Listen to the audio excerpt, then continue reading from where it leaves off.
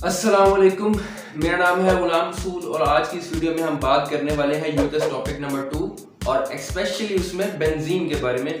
इस टॉपिक में हम देखेंगे बेंजीन की कुछ प्रॉपर्टीज के बारे में, कुछ फंडामेंटल कॉन्सेप्ट्स के ऊपर हम रोशनी डालेंगे जो कि आगे हमारे MCAT के अंदर, MD कैट के अंदर बहुत इंपॉर्टेंट हो सकते हैं। इसमें हमारे पास है टेबल ऑफ कंटेंट। पहले हम देखेंगे स्टेबिलिटी ऑफ बेंजीन के बेंजीन ज्यादा स्टेबल क्यों है, हालांकि इसमें 3 डबल बॉन्ड्स हैं। उसके बाद हम देखेंगे हाइब्रिडाइजेशन ऑफ बेंजीन की बेंजीन के अंदर कार्बन की हाइब्रिडाइजेशन क्या है। और थर्ड स्टेप में हम देखेंगे रिएक्शंस ऑफ बेंजीन कि बेंजीन किस तरह से रिएक्शन देता है, सब्स्टिट्यूशन देता है, एडिशन देता है। सब्स्टिट्यूशन देता है तो कौन सी सब्स्टिट्यूशन, एडिशन देता है तो कौन सी एडिशन। तो इसी तरह इस टॉपिक में बात करेंगे। तो चलें बगैर टाइम जाए किए स्टार्ट करते हैं।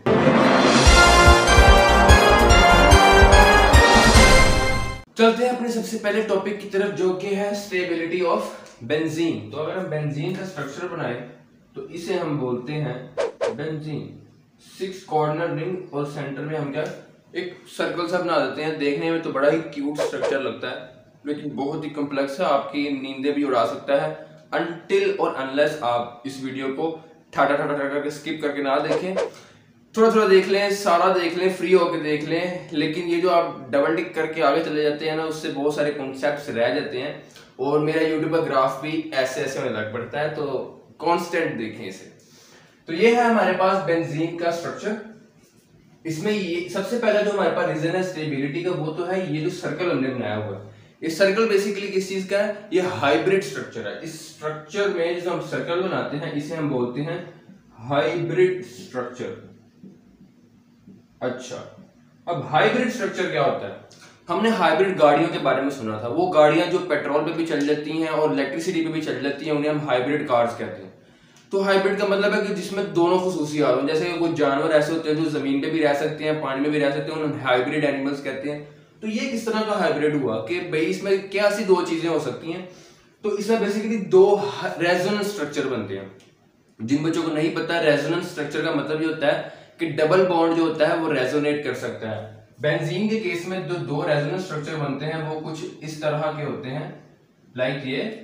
और इसके जो बॉन्ड मैं शो कर देता हूँ वो होते हैं कुछ इस तरह से। एक ये स्ट्रक्चर होता है और जो दूसरा स्ट्रक्चर होता है वो होता है कुछ इस तरह से कि उसमें यहाँ और यहाँ बॉन्ड होता है।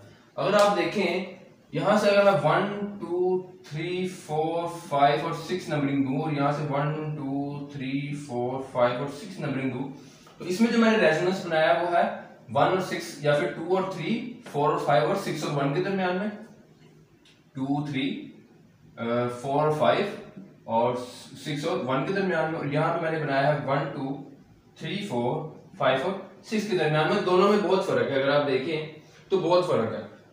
ये दोनों स्ट्रक्चर्स आपस में कन्वर्टेबल है, इन्वर्टेबल है, एक दूसरे के अंदर आ जा सकते हैं।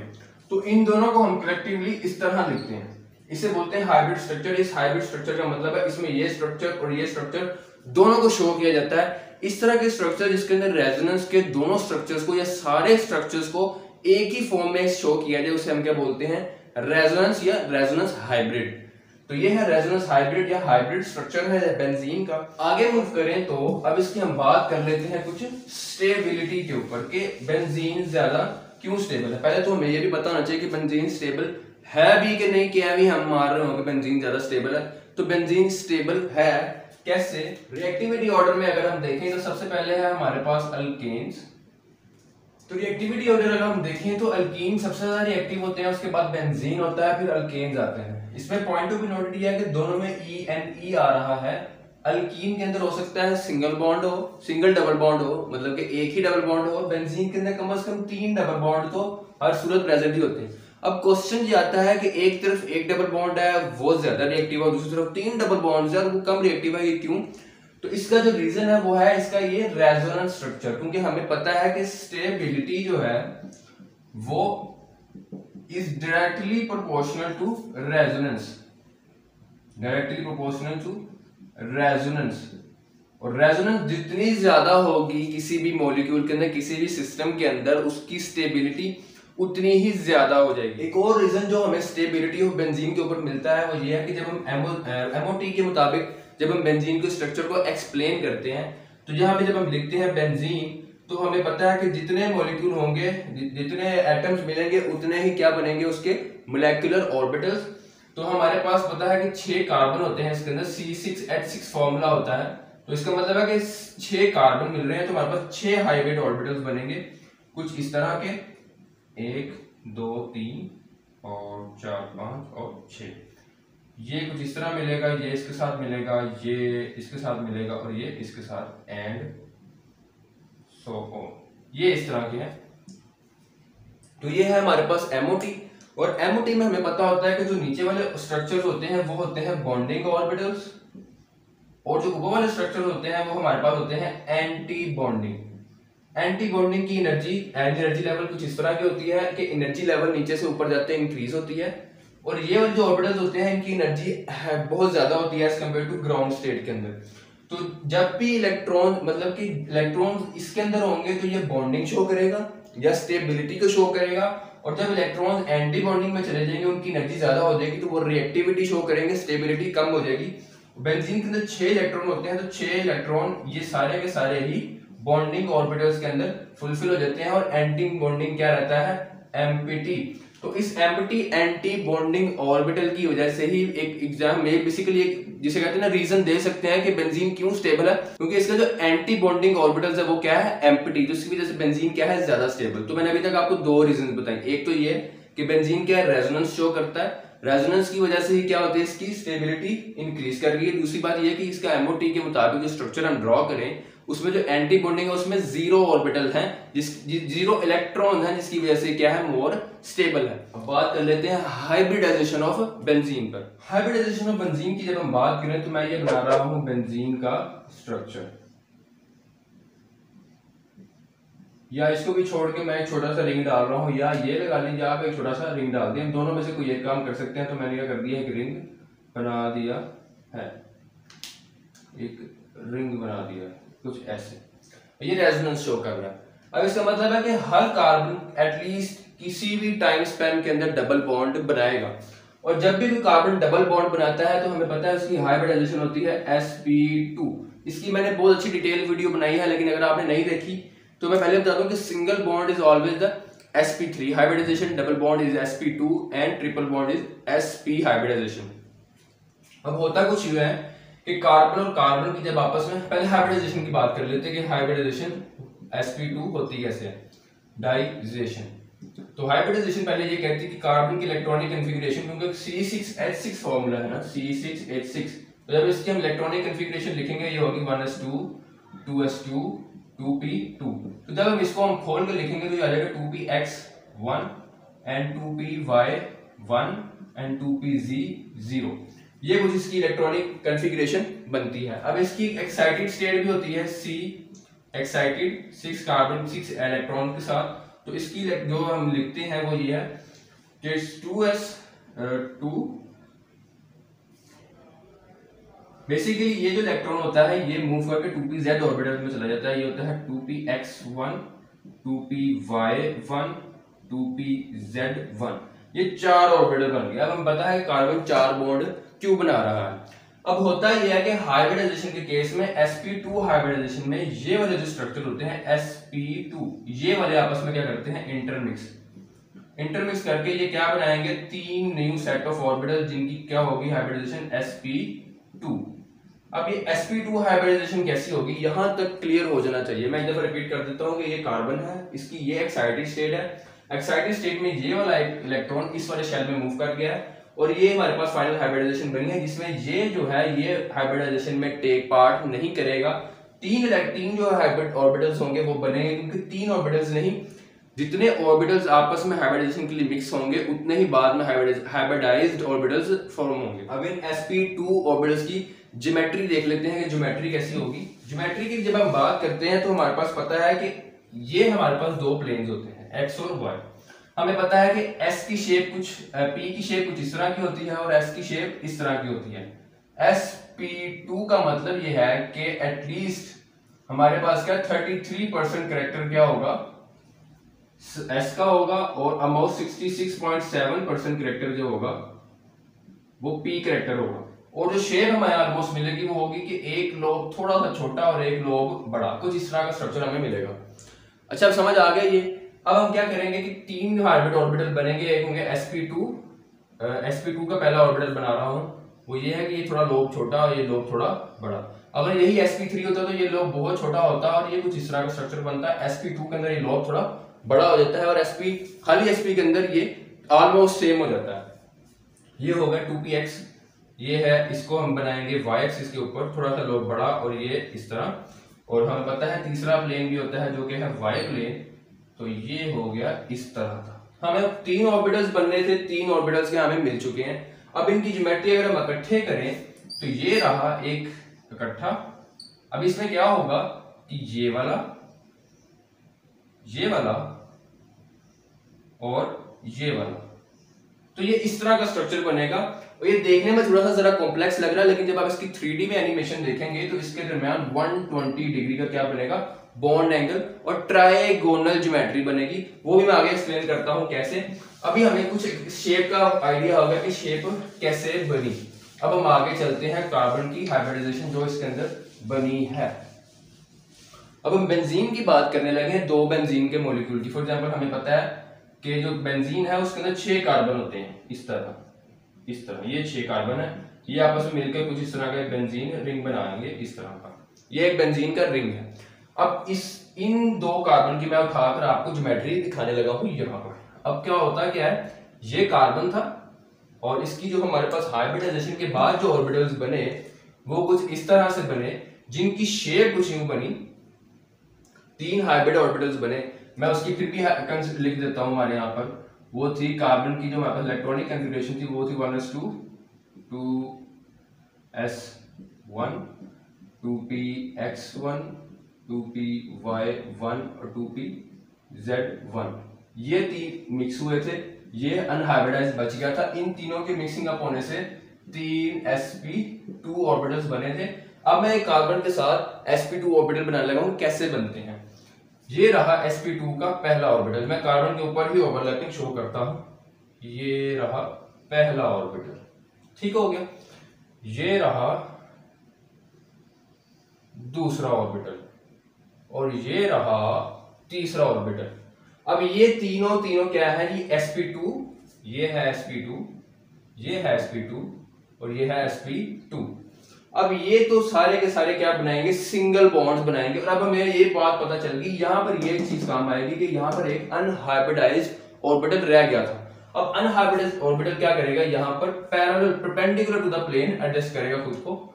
ये रहा 2px, जिसकी शेप होती है डंबल जैसी, क्योंकि हमें पता है कि p की जो शेप होती है वो होती है कुछ इस तरह की। तो ये अपनी ओरिजिनल शेप पे रहेगा क्योंकि ये क्या है, अनहाइब्रिडाइज्ड। अब इसके अंदर एक इलेक्ट्रॉन हमें याद है कि प्रेजेंट है। अब होगा कुछ ऐसे कि जो नेक्स्ट कार्बन इसके सामने थी, ये बेसिकली कार्बन था। कार्बन को नहीं भूलना आपने, मैं कार्बन को डार्क कर रहा हूं। अब नेक्स्ट कार्बन जो था इसके साथ वो भी इस तरह बेंजीन के अंदर, मैं इस वाले कार्बन की मैंने ज्योमेट्री आपको ड्रॉ कर दी है। अब इस वाले कार्बन के हम तरफ जा रहे हैं, तो ये वाला जो कार्बन है इसको थोड़ा करीब करके बना लेते हैं। ये रहा कार्बन, इसकी भी ज्योमेट्री क्या है, sp2। ये भी इसी तरह के ऑर्बिटल बनाएगा 3। ये रहा पहला ऑर्बिटल जिसने ओवरलैप कर दिया इस वाले के साथ। ये रहा इसका दूसरा ऑर्बिटल और ये रहा इसका तीसरा ऑर्बिटल। अच्छा, तो अब हमारे पास ये स्ट्रक्चर बन गया। लेकिन अगर हम इस तरह परपेंडिकुलर नहीं, ये इसका बनेगा, ये परपेंडिकुलर बनेगा कुछ, ये हमारे पास रहा कार्बन, इसका जो परपेंडिकुलर बनेगा वो होगा कुछ इस तरह से। ये है परपेंडिकुलर इसका p ऑर्बिटल। अब होगा ये कि इसका भी एक परपेंडिकुलर p ऑर्बिटल क्या हुआ है, बचा हुआ है। अब ये sp2 मतलब कि ये कार्बन और कार्बन का ये वाला सिंगल बॉन्ड बना, ये वाला। उसके बाद ये जो बॉन्ड था ये किसी नेक्स्ट कार्बन के साथ बन जाएगा, इधर से ये किसी नेक्स्ट कार्बन के साथ बन जाएगा, ये वाला। और इसके ऊपर ये एक हाइड्रोजन के साथ अटैच होगा, यहाँ पर एक हाइड्रोजन आकर ओवरलैप होगा। बेसिकली ये सारा स्ट्रक्चर मैंने आपको समझाया इसलिए ताकि मैं ये वाली चीज आपको समझा सकूं जो मैं अभी करने लगा हूं। वो ये है कि इसके ऊपर जो डबल बॉन्ड बनता है, वो डबल बॉन्ड इन दोनों पाई ऑर्बिटल्स की ओवरलैपिंग की वजह से बनेगा। जब ये दोनों पाई ऑर्बिटल्स ओवरलैप करेंगे तो हमारे पास जो इलेक्ट्रॉनिक क्लाउड बनेगा वो कुछ इस तरह और कुछ इस तरह। अब सारे इलेक्ट्रॉन्स इसके अंदर इवॉल्व करेंगे, इसी तरह आगे, इसी तरह आगे, इसी तरह इस जगह डबल बॉन्ड, इसी जगह इस जगह डबल बॉन्ड, और ये आपस में क्या करेगा, इस तरह रेजोनेट करना स्टार्ट कर देगा। तो ये है इसकी क्या, हाइब्रिडाइजेशन ऑफ बेंजीन। अभी मैंने बहुत ही गंदा सा करके एक रफ सा आइडिया देने की कोशिश की है, इसको सिंपल करके दिखाता हूँ कि सिंपल में ये कैसे नजर आएगा। ये सिंगल बॉन्ड, सबसे पहले समझ लें कि सिंगल बॉन्ड जो मैंने आप लोगों को पिछली ज्योमेट्री बनाकर दिखाई, उसके अंदर पहले क्या हो रहा था कि सिंगल बॉन्ड बन रहे थे कुछ इस तरह, ये हमारे पास बन रहे थे सिंगल बॉन्ड, ये वाला, ये वाला, ये वाला, ये वाला और ये वाला, इस तरह। अब ये सिंगल बॉन्ड कैसे बना, मतलब कि मैंने इस कार्बन की पहले ज्योमेट्री दिखाई कि उसमें 3 ऑर्बिटल्स बने थे, एक ये ऑर्बिटल बना, एक ये ऑर्बिटल बना, तीसरा ये ऑर्बिटल बना था, ठीक हो गया। ये भी नहीं बल्कि ये ऑर्बिटल बना था, ठीक हो गया। अब अगर आप ये देखें तो एक काइंड ऑफ ट्रायंगल बन रहा है, मैं इसको थोड़ा सा और जस्टिफाई कर दूं तो ये इस तरह का। अगर आप इसका ये वाला एंगल देखें, ये वाला एंगल देखें तो काइंड ऑफ ये बनेगा 120 डिग्री, ये वाला एंगल, ये वाला एंगल भी 120 डिग्री, ये वाला एंगल भी क्या 120 डिग्री। अब यहाँ पर क्या होगा, एक हाइड्रोजन आकर अटैच होगा, ठीक हो गया। अब इसकी ओवरलैप भी मैंने आपको बताई थी कि ये बेसिकली इसकी शेप मैं फिर यहाँ पे ड्रॉ कर देता हूँ, जैसे कि इसकी शेप ये होगी, इसकी शेप फिर एक ये होगी, इसकी शेप एक ये होगी, और इधर से इस कार्बन का ओवरलैप इधर से होगा, इस कार्बन का ओवरलैप इधर से होगा, इसका हाइड्रोजन के साथ ओवरलैप ये होगा। तो ये आपको एक कार्बन की ज्योमेट्री मैंने आपको दिखा दी है। अब मैं इसको इरेज करके दिखाऊंगा पूरे बेंजीन रिंग की ज्योमेट्री। अब पूरे बेंजीन रिंग की हम क्या लिखने लगे हैं, जियोमेट्री। ये रहा हमारे पास ये वाला कार्बन, और इसके बाद कुछ यहाँ पर करके कार्बन था, इसके आपस में ये वाला, और सॉरी ये वाला नहीं, ये वाला और कुछ ये वाला। अब हमारे पास ये बन गया एक रिंग। अब आपने ये समझ लेना है कि इनके साथ एक एक हाइड्रोजन क्या है अटैच है। फॉर एग्जांपल इसके साथ कुछ इस तरह हाइड्रोजन अटैच है, इसके साथ कुछ इस तरह हाइड्रोजन अटैच है एंड सो ऑन। लेकिन वो मैं इसको समझाने के लिए अभी शो नहीं कर रहा, इस तरह वो डायग्राम जो है वो जरा कॉम्प्लेक्स किस्म की बन जाएगी। अब ये है स्ट्रक्चर बेंजीन का विदाउट रेजोनेंस। अब रेजोनेंस होकर कैसे रही है, इसके अंदर रेजोनेंस की हम बात करेंगे। तो इसमें हमें पता है कि एक अनहाइब्रिडाइज्ड पी ऑर्बिटल मैंने बताया था कि रह देता है पीछे, तो ये अनहाइब्रिडाइज्ड जो ऑर्बिटल है वो इस तरह परपेंडिकुलर टू द प्लेन क्या बनेगा, फॉर्मेट करेगा इस तरह। तो ये हर कार्बन के ऊपर प्रेजेंट होता है, बेंजीन के हर कार्बन के ऊपर ये फॉर्म होता है, और ये कुछ शेप में डंबल की तरह का होता है, कुछ इस तरह। अब मैंने आपको बताया था कि उस पीजेड ऑर्बिटल के अंदर ये पीजेड जो ऑर्बिटल था अनहाइब्रिड, उसके ऊपर एक इलेक्ट्रॉन था। फॉर एग्जांपल ये इलेक्ट्रॉन था इस तरह। अब इस कप के अंदर एक क्या है, एक इलेक्ट्रॉन, एक इलेक्ट्रॉन है इन सब के अंदर। इसके अंदर भी एक इलेक्ट्रॉन है, इसके अंदर भी एक इलेक्ट्रॉन है, इसके अंदर भी, इसके अंदर भी, इसके अंदर भी और इसके अंदर। बेसिकली इन दोनों के अंदर एक ही इलेक्ट्रॉन है। और ये शेप बनी कैसे, क्योंकि ये जो था इलेक्ट्रॉन ये इसी तरह रेजोनेट कर रहा है इसके अंदर, ये डबल शेप इसलिए बन रही है क्योंकि ये अगर मेरा मार्कर की टिप जो है ये इलेक्ट्रॉन है तो ये इस तरह मूव कर रहा है, तो ये शेप बन रही है। अब होता क्या है कि इसमें ओवरलैपिंग किस तरह होती है, ओवरलैपिंग कुछ होगी इस तरह से कि ये वाला इसके साथ ओवरलैप करेगा, ये इसके साथ ओवरलैप करेगा, ये इसके साथ ओवरलैप करेगा, ये इसके साथ ओवरलैप करेगा, ये इसके साथ और ये इसके साथ। तो कुछ इस तरह का एक स्ट्रक्चर बनेगा ऊपर वाली साइड पे और सेम स्ट्रक्चर नीचे वाली साइड पे, क्योंकि प्रोबेबिलिटी उतनी ही नीचे भी है। तो फॉर एग्जांपल नीचे से ये कुछ इस तरह से मैच करेगा, नीचे वाला का मैं कलर चेंज कर दूं अगर, तो नीचे वाला कुछ इस तरह मैच करेगा, कुछ इस तरह मैच करेगा, कुछ इस तरह मैच करेगा, कुछ इस तरह मैच करेगा, इस तरह और इस तरह। तो बीच में ये जो ब्लैक लाइंस मैंने आपको बनाकर दिखाई है, ये वाली, ये वाली, ये वाली और नहीं ये वाली, ये वाली पूरी, ये वाली, ये वाली और ये वाली, ये बेसिकली क्या है, कार्बन का रिंग है। ये कार्बन का रिंग है और इसके ऊपर ये जो मैंने ब्लूइश कलर में आपको शो करवाया हुआ है, ये इलेक्ट्रॉनिक क्लाउड की क्या है, मूवमेंट है। ये इलेक्ट्रॉन्स किस तरह मूव कर रहे हैं, इस तरह मूव कर रहे हैं, इसके अंदर इस तरह मूव कर रहे हैं ये इलेक्ट्रॉन्स, यहाँ पर ऐसे ऐसे। वो जो हम रेजोनेंस शो कर रहे थे वो रेजोनेंस इसी की तो वजह से तो शो कर रहे हैं, ये ऐसे ऐसे, ये ऐसे, ये वाला ऐसे, ये ऐसे, ये ऐसे और ये एंड सो ऑन। तो इसका मतलब ये है कि बेंजीन के ऊपर रेजोनेंस इस तरह इलेक्ट्रॉन इस तरह आपस में मूव कर रहे हैं। बेसिकली मूव इस तरह नहीं कर रहे हो जिस तरह मैंने दो पहले स्ट्रक्चर बनाकर दिखाए थे, इस तरह ये इधर शिफ्ट होगा, ये इधर शिफ्ट होगा, ये इधर शिफ्ट होगा एंड इस तरह ये साइकिल चलता रहेगा जिस तरह ये इलेक्ट्रॉन जहां पर मूव कर रहे हैं। तो ये एक 3D सी डायग्राम मैंने आपको दिखाकर समझाने की कोशिश की थी। लाइक कर दें अगर आपको समझ आ गया तो बेंजीन होता क्या, इसकी रेजोनेंस कैसे होती है। शेयर भी कर दें किसी एक अपने दोस्त के साथ, जिसको ओबियसली पढ़ने वाला बच्चा ही एक पढ़ने वाले दोस्त को शेयर करेगा, तो मैं चाहता हूं कि किसी और का भी भला हो जाए। तो अब हमने दो चीजें कवर कर ली है, क्या हाइब्रिडाइजेशन ऑफ बेंजीन भी हमने कवर कर लिया है और इसमें मेरा नहीं ख्याल कि कोई चीज समझाने वाली और रह गई है। अब इसमें ये जो कार्बन की ब्लैक वाली रिंग है ना, ये फिक्स्ड है, इसके अंदर कोई भी चेंजिंग नहीं आती, ये ऐसे ही अपनी जगह पर रहता है। ये जो ऊपर वाले ब्लू और ये जो मैंने ग्रीन कलर से दिखाया है, ये आपस में करता है, रेजोनेट करता है, रिवॉल्व करता है, किसी भी इस तरह हो सकता है या इस तरह हो सकता है, ये रेजोनेट करता रहता है। अब दो तरह के रिएक्शन होते हैं, इधर ही समझा देता हूँ।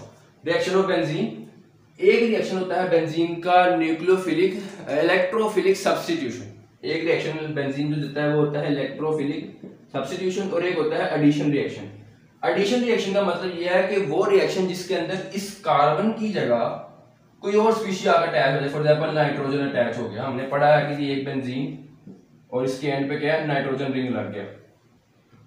अब इससे क्या होगा, इसकी रेजोनेंस पे इफेक्ट पड़ जाएगा। अब नाइट्रोजन के ऑब्वियसली 4 बॉन्ड नहीं बनते, नाइट्रोजन के 3 बॉन्ड बनते हैं। इसी तरह अगर हम सल्फर ऐड करते हैं तो उसकी अपनी हाइब्रिडाइजेशन होगी, उसकी अपनी बॉन्ड लेंथ होगी, उसकी अपनी ज्योमेट्री होगी एंड एटसेट्रा, उसके ऊपर लोन पेयर्स होंगे तो उनकी अपनी रिपल्शन होगी। उसकी वजह से क्या होगा कि ये जो ओवरऑल जो रेजोनेंस स्ट्रक्चर था ये डिस्टर्ब हो जाएगा, और जब रेजोनेंस स्ट्रक्चर डिस्टर्ब हो जाएगा तो यही रीजन हम देंगे किस चीज के लिए कि बेंजीन के जो रिंग्स होते हैं वो ज्यादातर सब्स्टिट्यूशन रिएक्शन देते हैं। सब्स्टिट्यूशन रिएक्शन का मतलब है ये कार्बन था, इसके साथ ये हाइड्रोजन लगा हुआ है, ये कार्बन के साथ ये हाइड्रोजन लगा हुआ है, इस कार्बन के साथ ये हाइड्रोजन है, ये हाइड्रोजन है, ये हाइड्रोजन है, और इस कार्बन के साथ ये हाइड्रोजन है। सब्स्टिट्यूशन का मतलब ये है कि ये हाइड्रोजन रिमूव हो, ये वाला हाइड्रोजन रिप्लेस हो जाए, रिमूव हो जाए, सब्स्टिट्यूट हो जाए, मतलब कि इस हाइड्रोजन के साथ कोई और फॉर एग्जांपल क्लोरीन आकर लग जाए, ब्रोमीन आकर लग जाए, नाइट्रो ग्रुप आकर लग जाए, नाइट्रो NO2 ग्रुप लग जाए आके, इसकी जगह हमारे पास कार्बोक्सिलिक ग्रुप लग जाए आके। ये सारे रिएक्शन कौन से होते हैं, सब्स्टिट्यूशन रिएक्शंस होते हैं, और बेंजीन सब्स्टिट्यूशन रिएक्शन इजीली देता है as compare to addition reaction. और इसकी वाहिद रीजन जो मैंने अभी आपको स्ट्रक्चर के सामने रख के दिखाई है वो ये है, जब हम एडिशन रिएक्शन करते हैं तो बेंजीन के रिंग के अंदर स्पीशी ऐड हो जाती है, और जब बेंजीन के रिंग के अंदर स्पीशी ऐड हो जाएगी तो वो क्या करेगी, उसकी रेजोनेंस को डिस्टर्ब करेगी, अटैक कर सकती है। इसमें 3 तरह के रिएक्शन जनरली होते हैं, होते हैं oxidation of benzene ring, reduction of benzene ring, और फिर एक होता है ओजोनोलाइसिस। तो ये तीनों टाइप के रिएक्शन है जो कि अभी हम आगे जाके डिस्कस करेंगे। तो इधर तक समझ आ गया है तो कमेंट में जरूर बताइएगा, मुझे बहुत अच्छा लगेगा ये चीज सुन के कि आपको एटलीस्ट एक टॉपिक तो मैं समझा सका हूं अच्छे से। यहाँ पर एक चीज मैं दोबारा रिपीट करना चाहता हूँ, एडिशन और सब्स्टिट्यूशन में फर्क ये होता है कि एडिशन का मतलब ये होता है कि कोई भी स्पीशीज जो उस मॉलिक्यूल के अंदर है उसमें से कोई भी नहीं निकली, लेकिन जो एक्सटर्नल स्पीशीज में इंट्रोड्यूस करवाई गई है वो खुद को उसके अंदर एडजस्ट करवा ले, स्ट्रक्चर चेंज करके, ज्योमेट्री चेंज करके, कुछ भी करके, लेकिन खुद को उस मॉलिक्यूल के अंदर एडजस्ट करवा ले, उसे हम कहेंगे एडिशन रिएक्शंस। और कोई भी ऐसा रिएक्शन जिसके अंदर ऐसा हो कि एक मॉलिक्यूल का स्ट्रक्चर, फॉर एग्जांपल इस रिएक्शन में से पहले कार्बन निकले, उसकी जगह कोई और स्पीशीज आकर लग जाए, इस हाइड्रोजन की जगह कोई निकले और फिर कोई नई स्पीशीज आकर लग जाए, इसे हम बोलेंगे सब्स्टिट्यूशन। सब्स्टिट्यूट कहते हैं इस चीज को इस चीज के साथ क्या करना, रिप्लेस कर देना। फॉर एग्जांपल अगर ये इस जगह पे प्रेजेंट था और ये इस जगह पे प्रेजेंट था, तो सब्स्टिट्यूट का मतलब ये है कि ये बिल्कुल उसकी जगह पे जाकर लग जाएगा और ये उसकी जगह से निकल जाएगा, या फिर ये निकलेगा पहले और ये इसकी जगह पर जाकर एग्जैक्टली वही लग जाएगा, तो इसे हम बोलेंगे सब्स्टिट्यूशन रिएक्शन। अब कुछ इसके कुछ एमसीक्यूज कर लेते हैं, ट्रिकी तो है लेकिन मैं आपको करवा रहा हूं, अपने हिम्मत नहीं हार रही, तो चलिए स्टार्ट करते हैं। एमसीक्यूज नंबर 1 है आपकी स्क्रीन पे, बेंजीन हैज नंबर ऑफ, इसमें पाई बॉन्ड्स पूछा है और उसने पाई इलेक्ट्रॉन सिग्मा बॉन्ड्स पूछा है और पाई इलेक्ट्रॉन्स पूछा है। तो जरा इसका स्ट्रक्चर बना लेते हैं। ये रहा बेंजीन का स्ट्रक्चर, ये जो मैंने ब्लैक से बना रहा हूँ ये सारे क्या है, सिग्मा बॉन्ड्स हैं। सिग्मा बॉन्ड्स कैसे हैं, ये भी सिग्मा बॉन्ड है, ये भी, यहाँ पर भी, यहाँ पर भी, यहाँ पर भी, यहाँ पर भी, ये सारे हाइड्रोजन अटैच होंगे। और अब इसके ऊपर क्या होगा कि एक एक कार्बन के पास, हमें याद है हर कार्बन के पास एक एक क्या था, फ्री pz ऑर्बिटल के ऊपर एक इलेक्ट्रॉन प्रेजेंट था। इसके ऊपर भी pz का एक इलेक्ट्रॉन है, इसके ऊपर भी एक इलेक्ट्रॉन है, इसके ऊपर भी एक इलेक्ट्रॉन है, इसके ऊपर भी एक इलेक्ट्रॉन है, एक इलेक्ट्रॉन है। ये pz ऑर्बिटल की मैं शेप नहीं बना रहा, तो ये रेजोनेंट कुछ इस तरह कर रहे थे, याद है, जिसको हम इस तरह लिख रहे हैं। तो कितने इलेक्ट्रॉन्स हो गए, 1 2 3 4 5 और 6। तो नंबर ऑफ सिग्मा बॉन्ड कितने हुए, 1 2 3 4 5 6, ये 7 8 9 10 11 12 और 12 सिग्मा बॉन्ड्स हो गए हमारे पास। और कितने पाई इलेक्ट्रॉन्स हो गए, 6 पाई इलेक्ट्रॉन्स हो गए हमारे पास। कितने, 6 पाई इलेक्ट्रॉन। तो option alpha is the correct option. 12 pi bonds होते हैं और 6 पाई अल्फा बॉन्ड्स होते हैं, सिग्मा बॉन्ड्स होते हैं और 6 पाई इलेक्ट्रॉन्स होते हैं। सेकंड एमसीक्यूज है आपकी स्क्रीन पर, electrophilic substitution reactions of benzene. तो हमारे पास क्वेश्चन है, benzene shows the following reactions. कौन कौन सी रिएक्शन है? अल्फा ऑप्शन में नाइट्रेशन ऑफ बेंजीन, मतलब वो बता रहा है कि बेंजीन ये रिएक्शन देता है, वो पूछ नहीं रहा, वो बता रहा है, उसको कंफर्म है।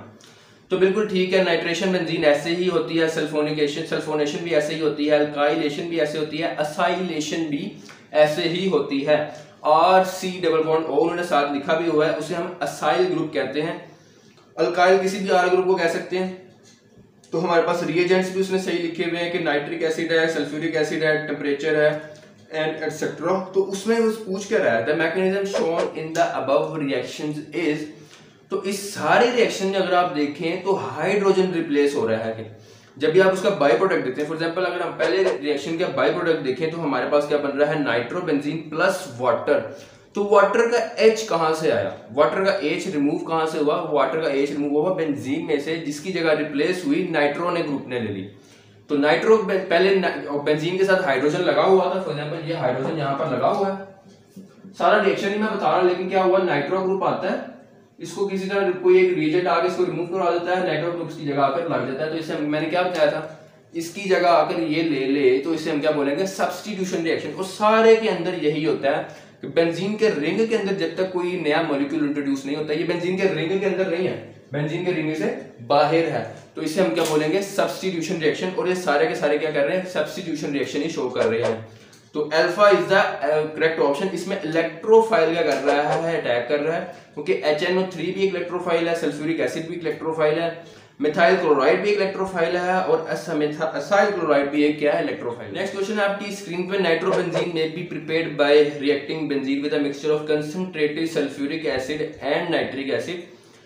तो which of the following best explain the role of concentrated sulphuric acid. तो पहले हमें पता है कंसंट्रेटेड सल्फ्यूरिक एसिड में हमें जो पता है, सबसे पहले जो स्टेप होता है वो स्टेप यही होता है कि बेंजीन के रिएक्शन से पहले, बेंजीन के रिएक्शन होने से भी पहले क्या होता है, HNO3 और सल्फ्यूरिक एसिड आपस में रिएक्ट करके क्या बना देते हैं।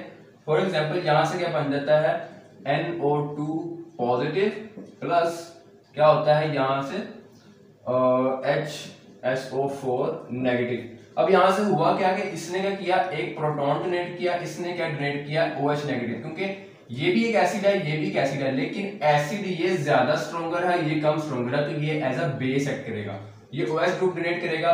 तो इस सल्फ्यूरिक एसिड ने क्या किया, प्रोटॉन डोनेट किया इसे, तो प्रोटोनेशन, क्योंकि आगे ये नाइट्रो ग्रुप ही रिएक्ट करेगा ना बेंजीन के साथ, बेंजीन के साथ रिएक्ट करके ये क्या बना देगा, नाइट्रो बेंजीन, इस तरह से। तो ये जो चीज थी ये किस वजह से बनी, क्योंकि सल्फ्यूरिक एसिड ने क्या की, प्रोटोनेशन की नाइट्रिक एसिड की। Charlie is the correct option. Moving to the next MCQ, that is intermediate product form when propanoyl chloride reacts with benzene is.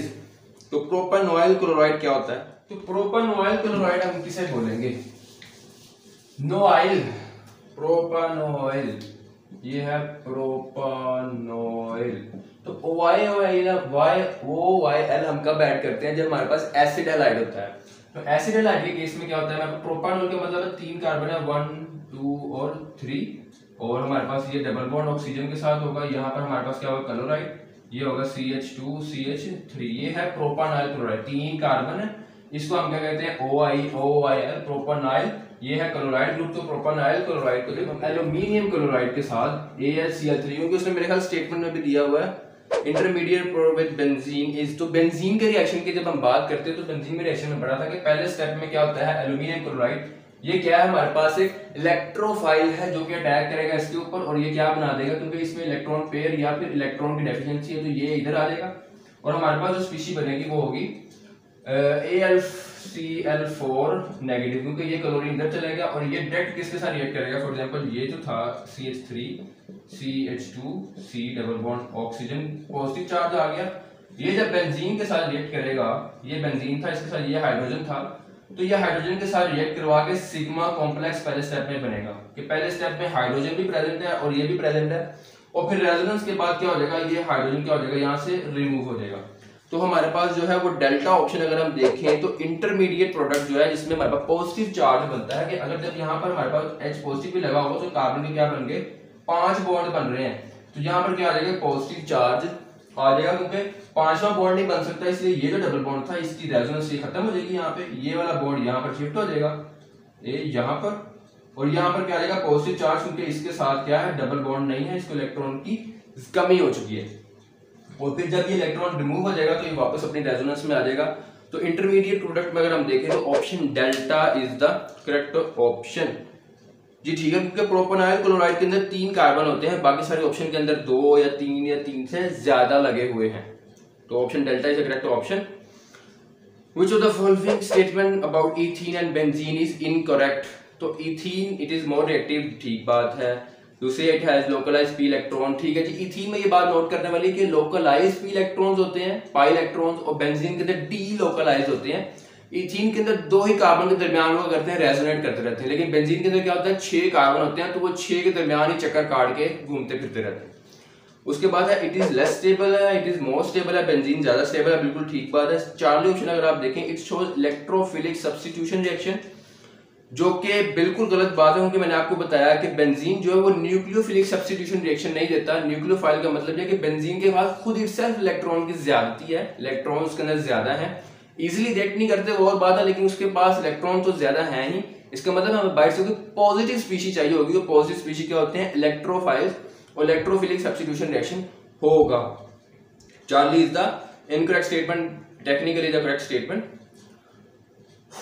Next question is alkyl benzene are readily oxidised by acidified KMnO4 और potassium dichromate oxide, potassium dichromate.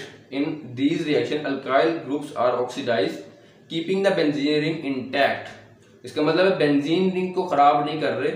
On oxidation of methyl benzene under such condition the main product obtained is। तो ये बात हमेशा याद रखने वाली है कि जितनी मर्जी लेंथ हो, फॉर एग्जांपल ये है ना हमारे पास, उसने स्टेटमेंट क्या दे दिया कि हमारे पास क्या है अल्काइल बेंजीन है, मीथेन है या इथेन बेंजीन है। ये है हमारे पास अल्काइल बेंजीन, ये है बेंजीन, ये है R ग्रुप, और ये R अगर CH3 ग्रुप लगा हुआ होगा तो हम इसे स्पेशली बोलेंगे क्या टोलोइड।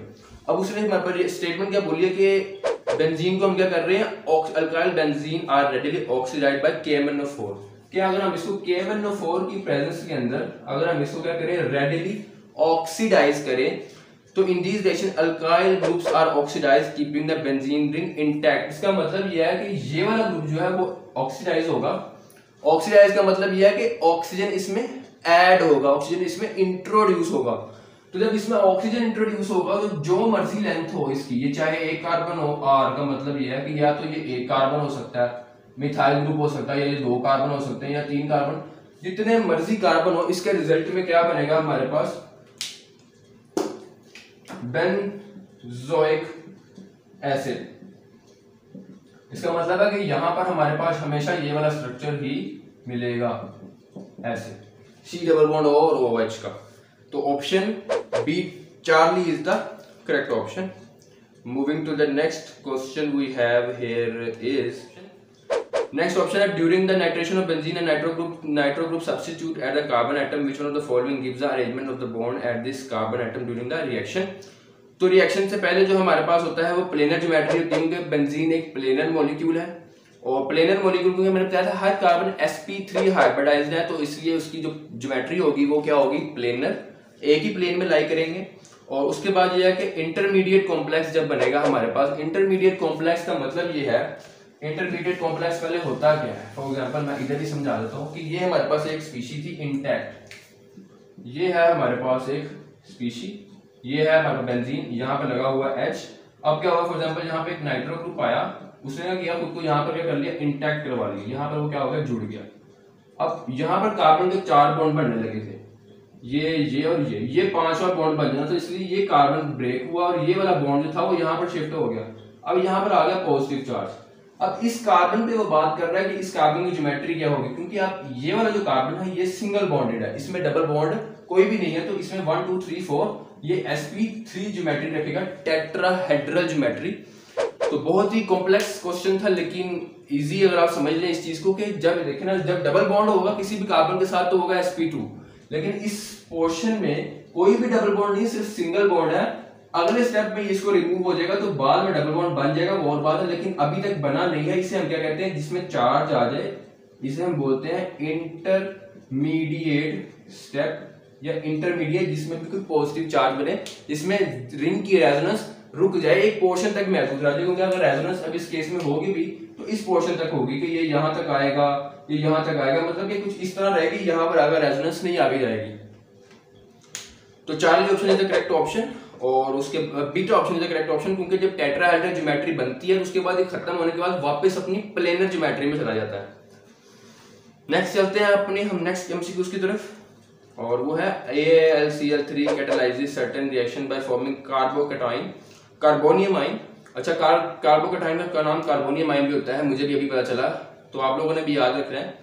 With chloroalkane as shown in the following equation, RCl मतलब कि अल्काइल क्लोराइड पर AlCl3 R plus AlCl4, this can occur because AlCl3 is a covalent molecule, ठीक है, covalent molecule exists in a diametric form, ठीक है, diametric form में भी exist करता है। Al atom in AlCl3 has an incomplete octet of electron, नहीं, गलत बात है, बिल्कुल सही बात है, ऑप्शन अल्फा जो है वो कोवेलेंट मॉलिक्यूल तो है। दिस कैन अकर बिकॉज इसकी वजह ये, इस वजह से ये नहीं कि कोवेलेंट मॉलिक्यूल है या डायमेट्रिक फॉर्म में एग्जिस्ट करता है, इसकी वजह ये है कि इनकम्प्लीट ऑक्टेट ऑफ इलेक्ट्रॉन्स होता है, जिसकी वजह से वो क्लोरीन क्या करता है, एक्सेप्ट कर लेता है। Option Charlie is the correct option. हमारे पास नेक्स्ट एमसीक्यू जो कि है probably the last MCQ, which of the following statement is incorrect about bond length in hydrocarbons. तो हमारे पास इनकरेक्ट स्टेटमेंट अबाउट अल्केन, पहली जो लग रही है वही गलत है, क्योंकि जो carbon carbon single bond alkane के अंदर होती है 1.54 एंगस्ट्रॉम। तो alpha option is the correct या टेक्निकली द रॉन्ग आंसर। तो ये था हमारे पास कुछ बेंजीन के स्ट्रक्चर, और मैं बहुत थक चुका हूँ। अगर आप थोड़ा सा मुझे प्यार में देना चाहें तो आप एक प्यारा सा कमेंट लिख सकते हैं या एक बंदे को शेयर कर सकते हैं, आपके हाथ में है, आप कुछ भी कर सकते हैं। एनी हाउ, मैं अपनी तरफ से जितना कर सकता था मैंने किया, आप लोग अब तैयारी करें, और मैं भी अपनी सुस्ती पर ओवरकम करता हूँ क्योंकि वीडियोस में बहुत ज़्यादा गैप आ रहा है। तो मिलते हैं नेक्स्ट वीडियो में, ख्याल रखें अपना ढेर सारा, अपने प्यारों की कदर करें, इज्जत करें, टाइम की कदर करें, वालिदैन की खिदमत करें। इजाज़त दीजिए अपने इस होस्ट को, दोस्त को। मिलते हैं नेक्स्ट वीडियो में, तब तक के लिए अल्लाह हाफ़िज़।